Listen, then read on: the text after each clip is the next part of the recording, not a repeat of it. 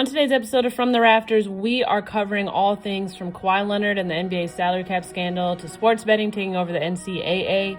Oh, and can't forget about this growing WNBA rival league called Project B, as major players have signed million-dollar deals that could change women's basketball forever.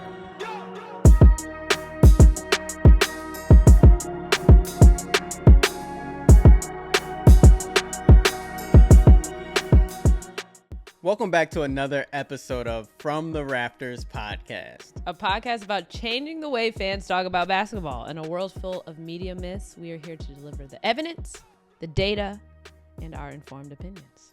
We're your hosts, Devin and Kevin. So let's kick it off right into our in-season news. We've had a lot going on in the NBA season. They did not hold back on and off the court. And we have some more news that we talked about a little bit a couple weeks ago when I was like, wow, what happened with that? Did they sweep it under the rug? So let's talk about this. I guess not. Because this last week we had some news come out about the owner of the Clippers. Yeah, man. I thought this thing was under the rug for good, but it just keeps creeping out. Pop back out. Crawling. It's like, you can't sweep like the roaches under there. You got to kill them. It's like a dust mite. Yeah. Okay. Or dog hair. Great analogy, sir. Sorry. But yeah, so Steve Ballmer is facing a lawsuit. He's been sued by 11 investors in a company called Aspiration. If you don't know, you probably heard. Maybe you have, maybe you haven't. But basically, there was this company like this. Think of like some LLC that can do business. And rather than... like other LLCs. Sorry. That was just funny. I positioned that weirdly. No. Oh. You do whatever you want. Well, yeah, let me rock out. But yeah, basically, if you don't know, the TLDR is there was this other company that they basically paid Kawhi Leonard through it without having to do any type of work to basically circumvent the salary cap. So he has his normal NBA contract. In order to pay him more money, there was an arrangement through another business entity to give him an additional $28 million. Big money, Leonard.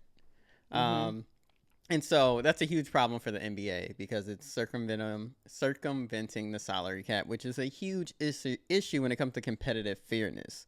And so just to kind of give you guys a little bit more of the timeline, back in 2021, Kawhi signed with the Clippers. Dang, it's been that long already? Yeah, I didn't realize it. It's because... After the bubble. Yeah, after the bubble, and then, he wasn't playing. So you haven't really seen him play that, long there just because he's missed so much time. That's true. But yeah, then in 2021, he also signed that no-show endorsement deal worth $28 million.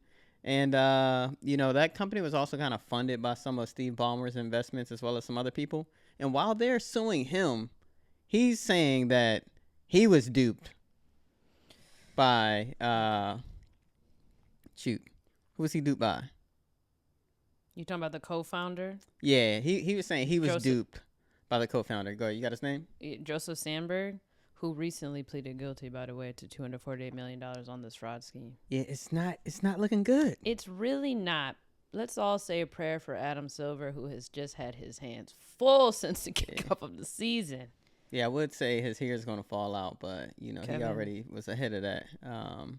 But, yeah, I'm wondering if Kawhi is going to end up facing any penalties with this. And here's my theory on what's going to happen.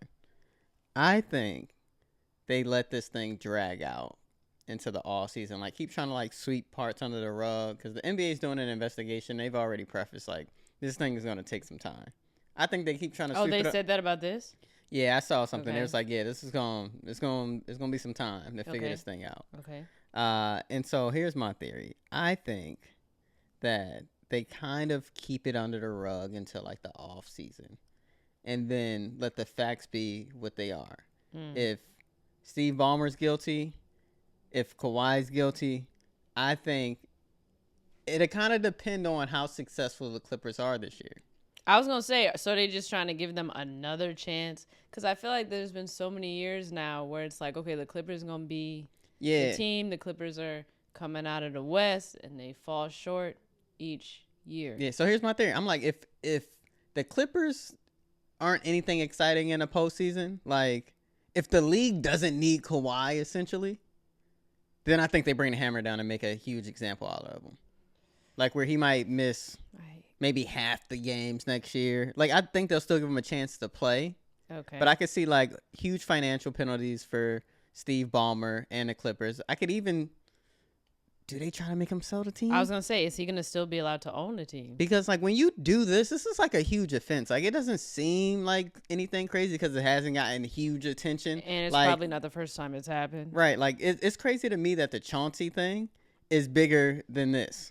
Please.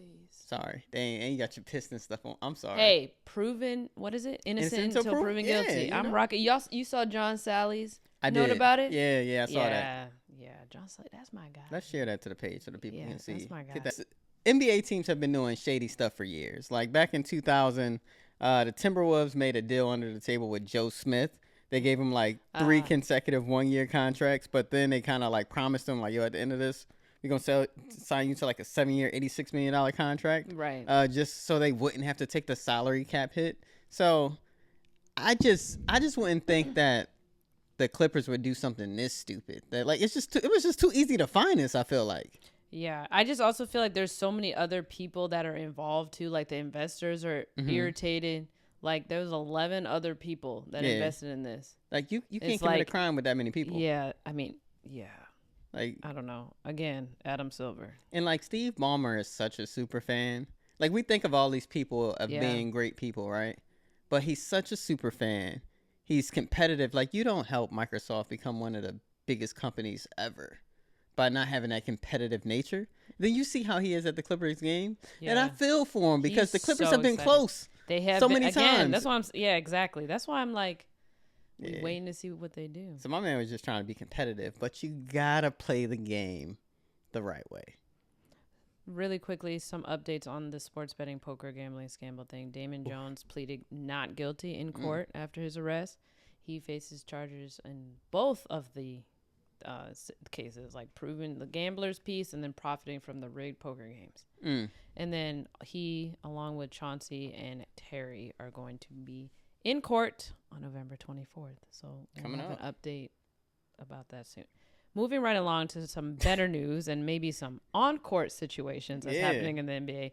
Who is a player that is standing out to you? Maybe one we haven't talked about before. You want me to go first? Yeah, you can go first. All right, bet. I got this. Hold on. Give me a second. Oh, my God. It's always something. Kevin, no. Talk about, I'm going to wear a jersey today. Maybe not. Bruh, I did not see you put that on. I had this planned, and then you reminded me that I was like, oh, snaps, I got to make sure I come ready today. So, yeah, what was the question again? A player that's standing out, maybe. Oh, yeah. One we haven't fully spoken about yet that we haven't, I don't know if we spoke about him, but, we probably did knowing me. But here's the thing. It's okay, though. Not to this extent. Everybody's been trying to write my man off for years. Can we get it for years? For years. Yeah, they've been trying to write my man off for years now. Like when he was in LA, he was trash. Pretty much since he left OKC, everybody was trying to say he was trash. They kind of gave him a little leeway in Washington, even though that was like his worst free throw shooting year, I think. But yeah, in Houston, highly criticized. Everybody was like he was washed. So much so that the Denver Nuggets were like, the Lakers. Yo, we don't want you back. No one wanted to sign him until like 2 days before the season. Yeah, that was crazy. When I saw him on the list of the NBA season starting without these people, I was like, it shook me. I almost cried. Yes. That was hard for me. It was for you. Yeah, man. It was hard for me too, but Yeah, I got the jersey. Yeah, president of the Russell Westbrook fan club. Yeah. But yeah, so just to give you a little bit of the numbers, as a starter, Russ has been killing it. And it's pissing me off because I've been seeing a lot of memes this week where it's like Russell Westbrook couldn't get signed and his stats are X, Clay's stats are these, Chris Paul's are these, and he's like killing it. So they basically got Russell Westbrook on the Sacramento Kings for like peanuts. But as a starter, he's averaging 18 points, 8 rebounds, and 8 assists. Sounding a lot like triple-double Russ if you ask me. And he's had games where, like against the Warriors, he had a triple-double, and he shot over 50% from the floor. And then he's shooting, I think I saw a stat earlier today, he's shooting like 46% from 3 or something. Now, it was early in the season, but right now he's charting towards his best season ever from 3. People aren't doing it. Not everybody's doing it. Yeah, I mean, you could be like Clay and like struggling from 3, and that's what he does. But yeah. I'm going to sing the song. I'm not going to do it. Okay. The Meg Thee This the new song? song? Yeah. All right. Kevin, bruh, how you going to use TLDR, but you don't know the Meg Thee Stallion song? Because that's in every like email. It's like in business school, they use that in every email. Oh. Because people don't be reading the emails. I thought that was a Gen Z thing. It might be. They weren't doing that back when I was in undergrad, you know. Maybe they did. I don't know. It's quite remarkable that at his age, for a guy who his best ability. How old is he? I'll look it up. 37? 36, okay. 37 now? Okay. But for a guy of his age, whose best 36. attribute. He'll be 37 in 3 days. Oh, so I was right. That's crazy. President I am, you know, they don't just let anybody be president of the Russell Westbrook Fan Club Association. You got to earn that. You've earned your stripes. But yeah, for a guy who's like best ability is like his athleticism. Mm-hmm. At his age, for him to still be able to be as productive as he has, you got to respect it. So for all the people that was saying he was cooked, I've told y'all time and time again, my man wasn't cooked. It was a fit issue. He didn't fit on the Lakers. He didn't really fit into Houston's system and style of play. I told you, all Russ needs is like a decent big that can roll, finish on his assist, and like some shooters to kick out to, and he'll be great. Mm-hmm. So yeah, I'm done. Stepping down off the soapbox. You gonna wear that the rest of? You're just gonna rock with it. Okay. Hey. Yeah, I haven't been in the gym. This is why much, y'all. So I'm a if little y'all self-conscious don't about my arms right now, but if y'all don't listen to us on YouTube, I highly recommend just so you can see. Anyways, I want to speak about the current number 1 seed in the East as we were speaking right now. Detroit Pistons. I ain't gonna lie, I was surprised. I'm just they were number 1. I'm shocked. I'm shocked too. But every time I look on the Instagram page, another dub for Detroit. Yeah. They just had their 5th consecutive win against the Nets. They tied with the longest winning streak in the NBA right now, which is 5 games. Oh. But they're tied with the Lakers, which is another shock. Yeah, that's a huge shocker. But the player that I'm talking about right now that I haven't talking about, who was on the come up last year, is Cade Cunningham. That's who I was going to pick for this segment. Yeah, I know I had to take it. But then once I went in and looked into it, I was like, averaging 24.5 points, 9.6 assists, and 5 rebounds, 5.2 rebounds. He's had 3 consecutive 30-point games, 30-plus point games. Ooh. He's balling. Yeah, I've seen clips of him, or I've also watched some of Pistons games because, you must. We have to. In this household. But, I actually like the way his game is developing. I think in the earlier years of him being in the league, which how many years has he been in the league at this point? He was drafted in 2021. Yes. Yeah, and so it felt like it's been about 4 years-ish, 3. Mm-hmm. I remember in the beginning. I just remember in the beginning they sat him for a while because they weren't going anywhere. They were tanking. They were just like, "There's no point in you coming back. You should just get better." And then he started getting better. And they make the playoffs and make a little run there. And then people start talking about him. And now we're here.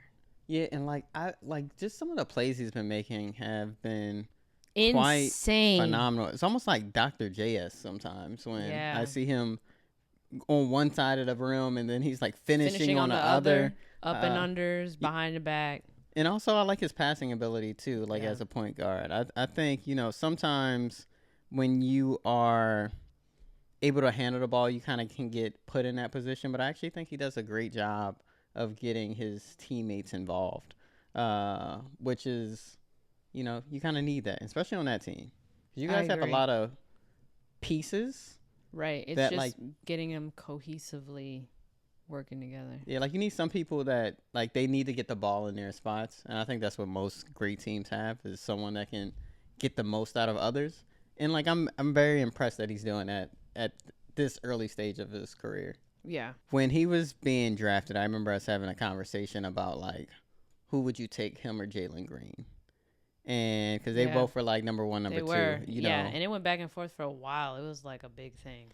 Yeah, and, I was looking at it, and the deciding factor for me, and at that year I wasn't following college heavily, the deciding thing for me that I was saying that I would take Cade number one was because Jalen Green, although he played in the NBA G League, right, for the G League Ignite, which is impressive, right? Like you're playing against NBA caliber, like right below it's slightly players. It's less of like that big shift from college to Which is a lot of people are like, that's great. I would go Jalen Green then, but I was like, no, I actually kind of like the college game a little bit more. Cade playing at Oklahoma State, I think the college game teaches you how to play basketball a little bit. I think you're in some tougher scenarios, and then when you're playing with the G League at night, like there's so many great players right alongside you. I was like, his development probably isn't as great as like someone that's played a year in college. So I was pro Cade then, and I think Cade is probably having a better career so far than Jalen Green. So great job, Detroit. You didn't miss on that pick. Did not miss. Anyway, I want to move on to something that's a little, I don't know, this shocked me. Heading into our women's basketball segment of the episode. We talked about this a little bit last time. But we got some more information now that has, again, shocked me. Project B, very short, is the startup upcoming rival league to the WNBA. It's supposed to stand as a rival league where you get paid more, you get equity, and, put the players first. That's kind of what they stand on.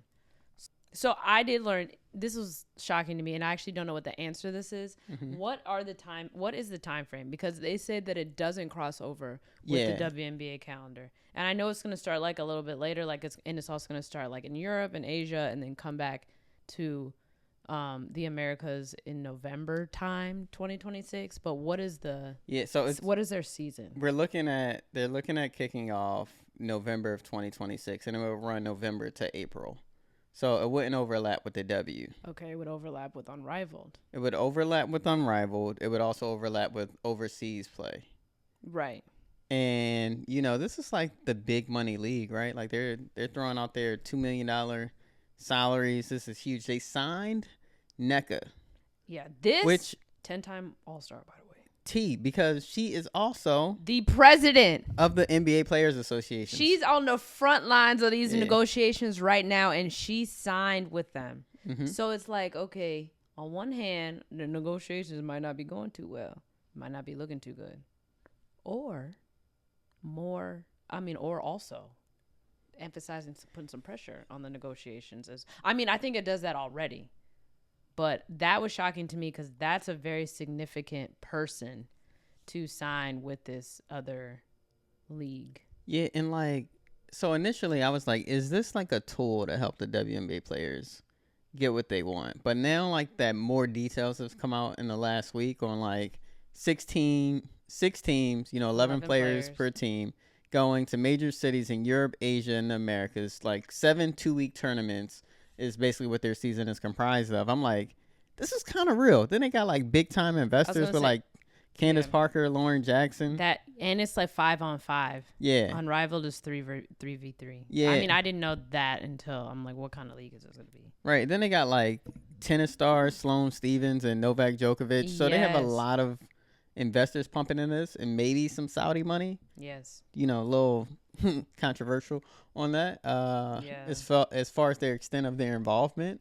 But in the W, the max salaries, you're thinking post CBA negotiations might be $850. Yeah. But if you're talking about maxes of $2 million, my question is starting at $2 million. I thought that was the max.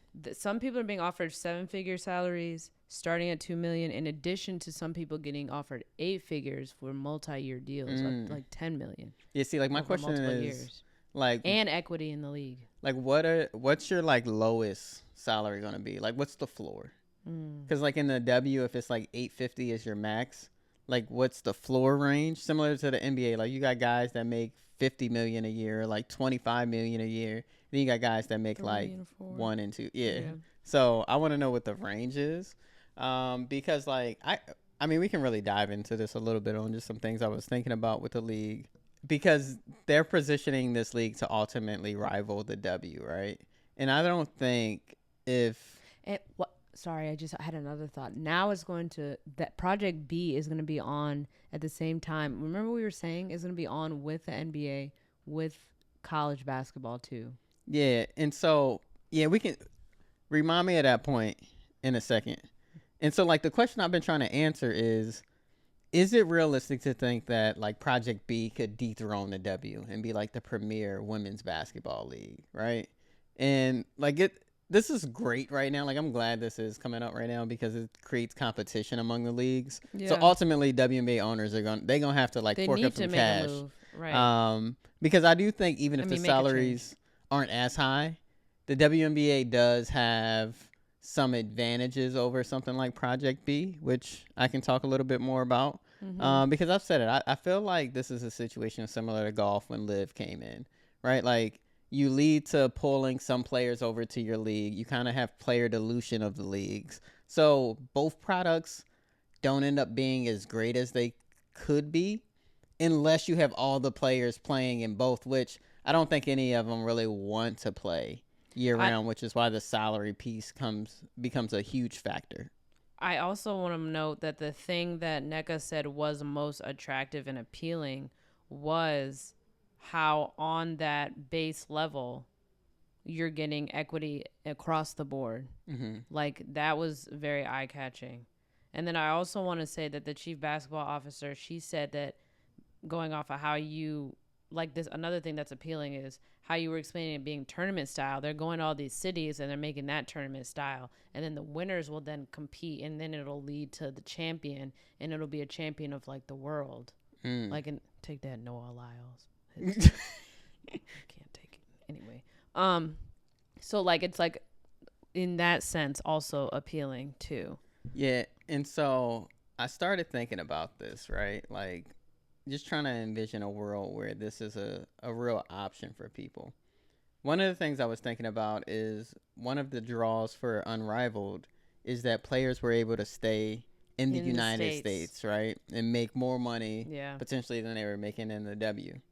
This takes you abroad, right? You're traveling Europe, you're traveling Asia, you're traveling North and South America. Like you're bouncing around a lot. And so I almost feel like to an extent, that's a disadvantage for Project B because I feel like WNBA players would rather kind of be able to kind of stay home a little bit. But here's my thing. What I always say, everybody has a price. I was going to say, and also families traveling to see you play in person. Yeah, it's harder. Like another thing. Like, how are you going to get, that's important. And like you think about some of these players who are moms. Like we know De'Erica Hamby travels with her kid, and like Skylar Diggins, Nafisa Collier, Chelsea Gray. Yeah, like there's so like that's another a million more dynamic, another strategic thing. Like when you think about growing a league, right, and like having strong fan bases, when you're kind of in this AAU style, then you don't really have a home city, right? That is like behind certain teams. I was gonna say, how are the teams gonna be broken up, and how do you choose who you're rooting for? Like, is there gonna be a home team?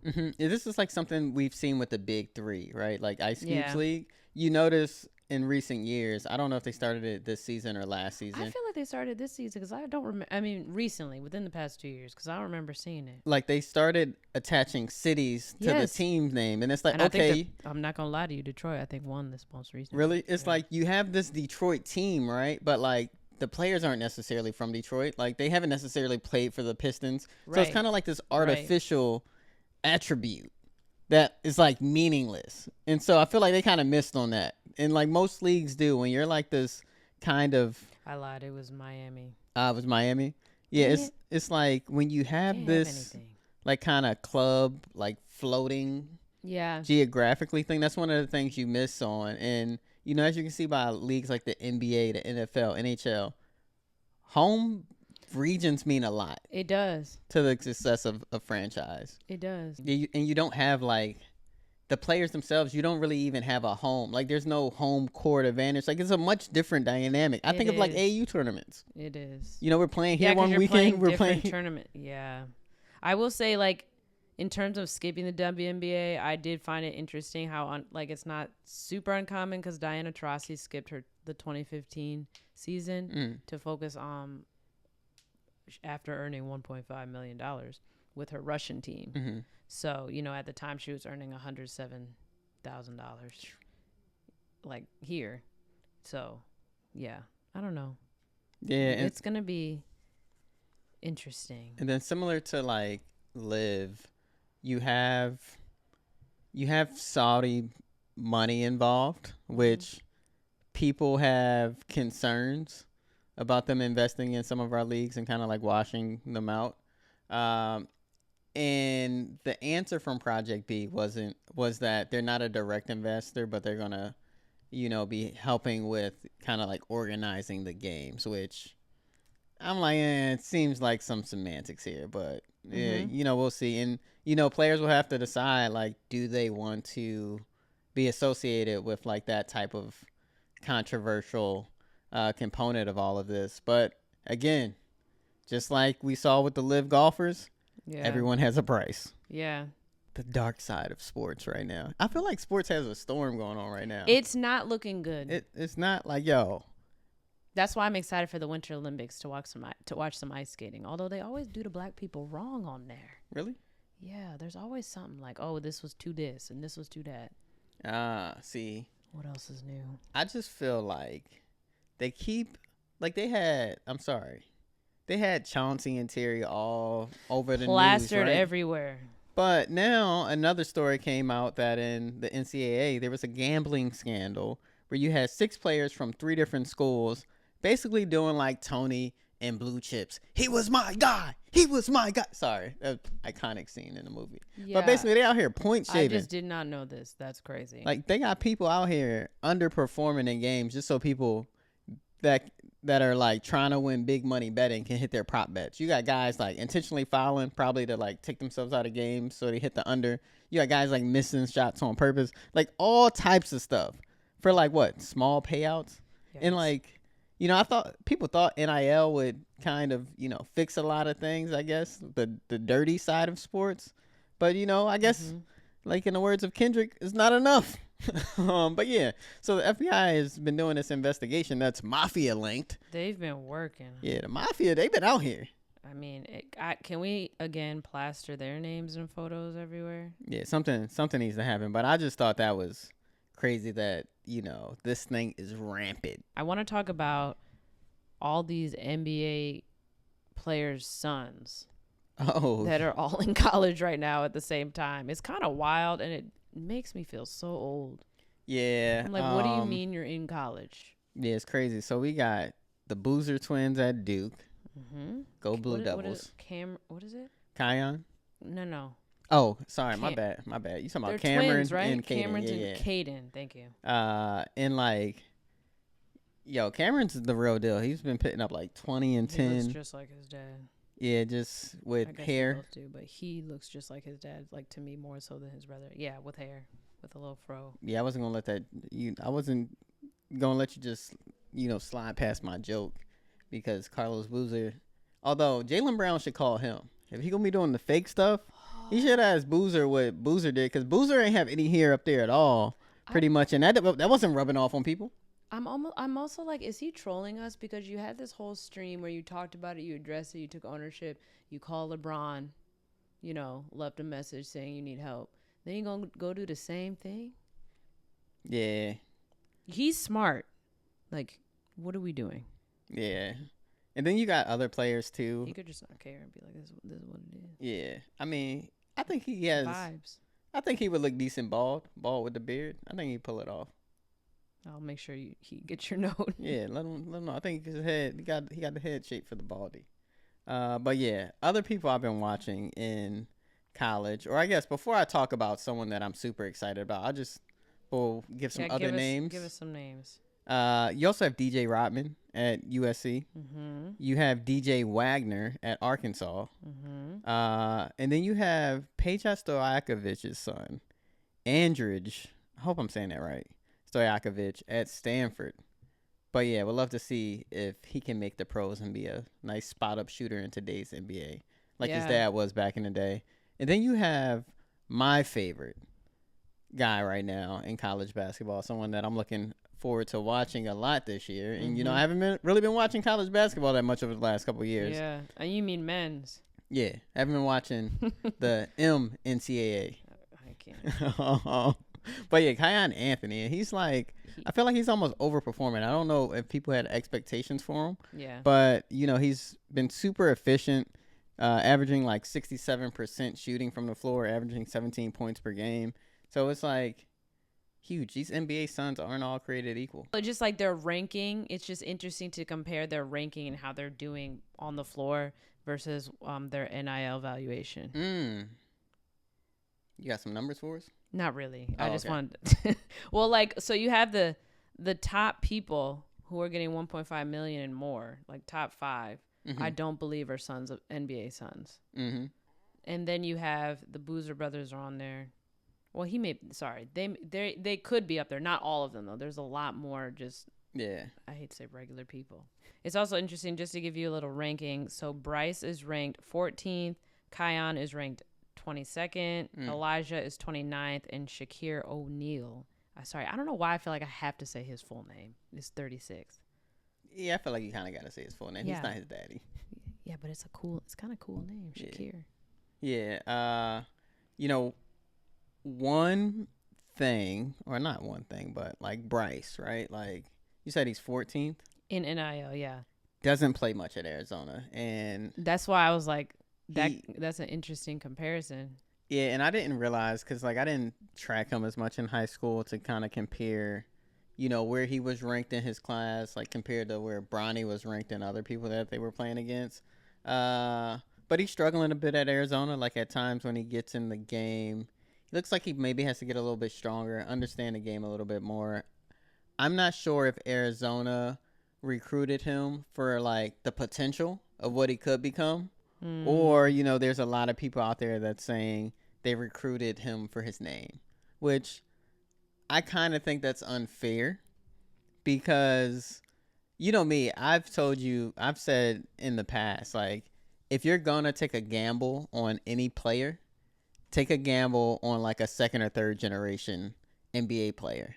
Because like even like Steph didn't have the best stats coming out like combine wise, like if you're looking at like vertical speed, right? But like if it's anyone that's gonna like achieve, it's those second generation guys that have had NBA exposure. Like I don't hear anybody talk about Klay Thompson being super tough in college, right? Like I'm sure he was, but like he became Klay Thompson in the NBA, and I think part of that has to do with having an NBA daddy. Like, I was going to say, the exposure to the work, specifically, of what you have to put in, reps, trainers, coaches. Mindset, like, how to be, and my mentor one time. Also, what to expect. Like, you have a better idea of what exactly to expect because you know how much you're going to see your family. Mm-hmm. All that type of stuff. Like, that plays a part, too. Going back to my man Russ, when he was in Houston, my mentor asked me, he was like, what's the biggest difference between Westbrook and Harden and then Klay and Steph? And I was like, I don't know. I didn't know what he was getting at. And he was hinting on the second gen piece. Yeah. Just interesting. It is interesting. So we'll be watching. We have a lot of college basketball to watch. I need to start watching. I'm going to start watching early because I am not going to struggle with my bracket in March Madness. Didn't you win our bracket pool? No. Did I? I think you did. For the women or the men? The men, maybe not last year or the year before. I know it came down to us one year in your family's pool, but yeah, you be killing it. Just like you're number one in our fantasy football league. Yeah, we just... And I'm last. And I got randomly assigned for the third time in the year last again. I told you I'm always last. I know, but all the people I wanted were gone. But I guess all the people I wanted are hurt. We can switch teams. And no thanks. I like my team. Moving right along to our game recognized game segment. Kevin, I hear you got a game for me. Yeah, it's your turn to do 20 questions now. Goodness. Got 20 questions. Can you guess the player? Okay, remind the audience how everything goes down. All right, hopefully I get this right. But basically, Devin's going to ask me 20 yes or no questions. I'll give her a response. She's asking questions to get clues about who this player is. Go ahead, do your thing. Ask away. Okay. Question 1. Are they in the NBA? Yes. Are they in the Eastern Conference? No. Are they on as of right now, is this person on a contending championship team? In Yes. your opinion. Take that as you may. Okay, don't lie though. I'm not lying. I Okay. think they got a shot. Okay. Is this person a guard? Yes. Is this person on a team in Texas? No. Does this person have a ring? No. That's a good question. Okay. Now I'm on question 7. I was about to ask. I know you were. 'Cause I wasn't killing. I'm numbering each one. Has this person played on more than 2 teams in their NBA Yes. career? Jumped around. I feel like I'm not getting anywhere.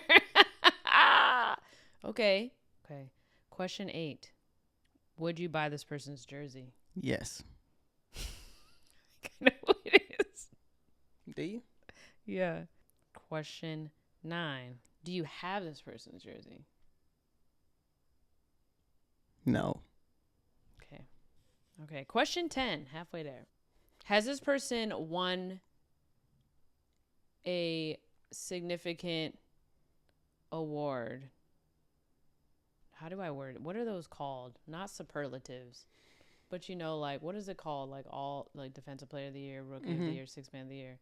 Whatever that's called. Has this person ever won one of those? Like any of them? Yeah. That they give out at the end of the season? Yes. Yes. Is this person better at defending than offense? When you say, are they better? Are they known for? And you're like, that's a good defensive guy. You need a defensive guy on your team. Is he more of a defensive guy than his offense? I'm going to say no. Is this person taller than 6'8"? No. After I said it, I was like, oh, I should have been like, ah. You can say more offensive. Yeah, but I'm saying. But like. If you would have said defensive, it would have changed who I thought it was. Yeah. I'm saying like. So that's fine. You can almost say they're a bit equal. Okay. But like, I would say more like offense. when he's known for. Yeah. Is what I meant. Like you'll think more about his offense. Okay. But like he gets credit for defense. Okay. Question 13. Has this person had a significant injury that made them be out for a certain amount of time? For a decent amount of time, like season ending or, like a bad injury. ACL, Achilles. Can you ask that question again? Has this person had a significant injury that has caused them to be out for a long period of time? Define long period of time. I feel like the question's pretty subjective. Okay. Has this person had an injury that caused them to be out for 6+ months? I'm going to say no. Question 14. Is this person on the Golden State Warriors? No. Who? No ring. That's what's stumping me. Every person I think of has a ring. And they're a guard. Is this person a point guard? Yes. Thank God. Okay, let's just go through the Western Conference teams real quick. I'm trying to think about somebody who's jumped around. The Clippers. Oh. No ring. Jumped around. No bad injuries.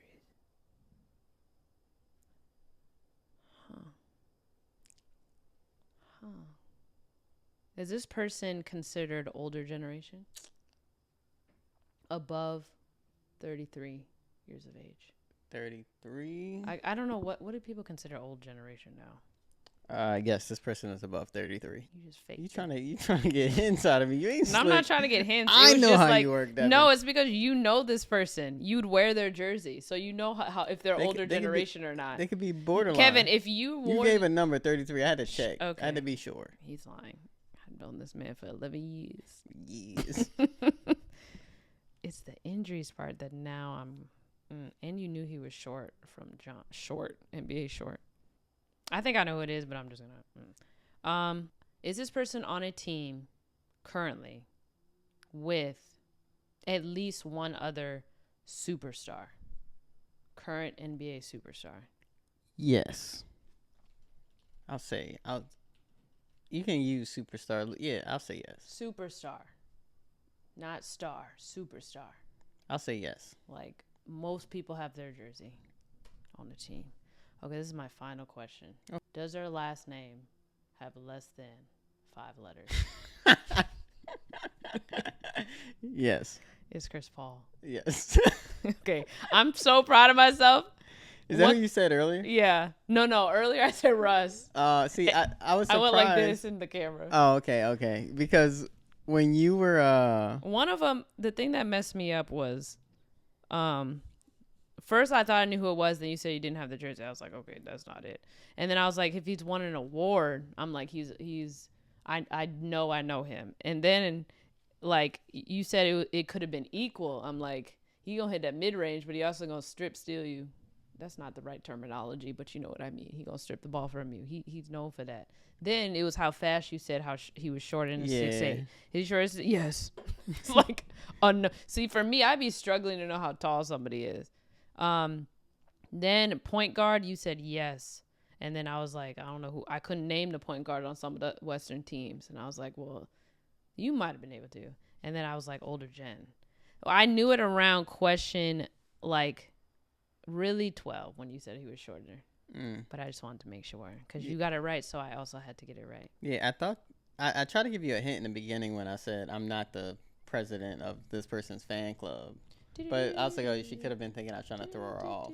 That didn't mess me up. But I wouldn't give you. Sorry. But then you asked the question about the jersey, so I was like, she got to make sure that I didn't try to throw her off. I was going off of what's my man's name. I knew. Well, then I was like, okay, no ring took Shea out, and then it also took out Jamal Murray. And then it just took out a lot of people. Oh, all right. I'm sure y'all also got it too. But I'm very proud of myself. I'm proud of you too. That was harder than I thought it was though. I mean, I'm glad you got to see how that feels. Yeah, but I like that game. That's a good game. No, it's like when you make me play that other game when we're on road trips. Anyways. Like waiting at the airport. All of our sources are linked down below, so check those out if you want to read more about the topics we talked about. We post new episodes every single Wednesday. Follow us on our socials at From the Rafters Pod, IG, and TikTok, FromTheRafters.pod. Everything will be linked down below, of course. And if you love the game, you love the game merch, it is also linked down below. It's hoodie and crew neck season. It snowed today. So it's hoodie and crew neck season. All year is hoodie and crew neck season, but, shop Yeah, them. For you. I love Sorry. it. Yeah, I know. The shade is crazy. Good night. I didn't mean for it to come off that way. That was great. But you know what I mean. Yeah, I do. It's true. You be walking the dogs in 90-degree weather with a crew With neck the on. Yeah. I don't know why I do that. Anyway, see y'all next week. Peace.